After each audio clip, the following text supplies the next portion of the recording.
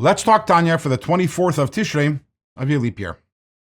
In yesterday's Tanya, the Alter Rebbe started the conversation, sorry for the pun, about talking during davening.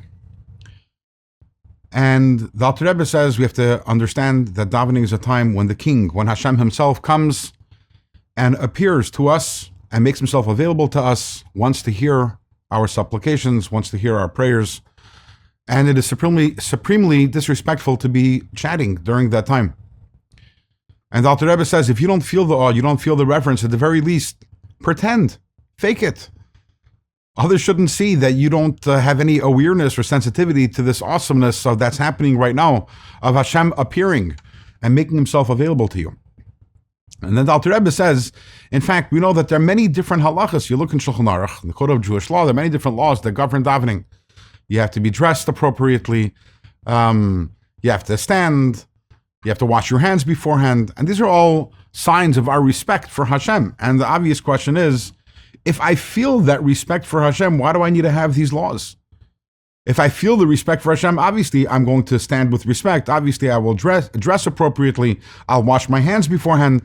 The Alter Rebbe says, yes, all of these laws are actually designed for the person who doesn't feel that respect and doesn't feel that reverence. In fact, the words that our sages use is that when a person is davening, he or she should view themselves ki'ilu oimed lifnei hamelech, as if standing before the king, which is actually, the terminology is somewhat strange. What does it mean? It's as if I'm standing before the king. I am standing before the king. I am standing before Hashem. What does it mean, ki'ilu, as if?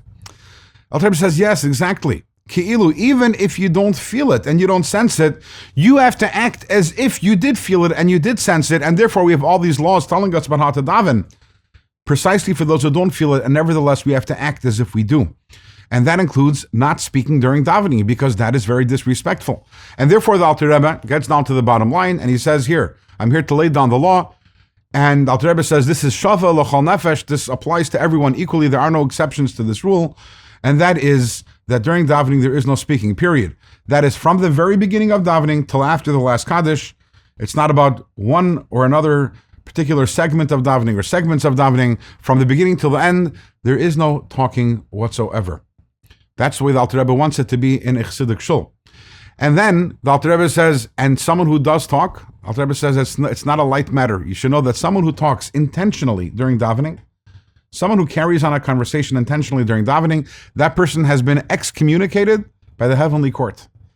And in order to get rid of that excommunication, the Alter Rebbe says, if you're that person, sit on the floor and have 3 people absolve that nidui, that excommunication. And if you do so, the Alter Rebbe says the excommunication is retroactively removed.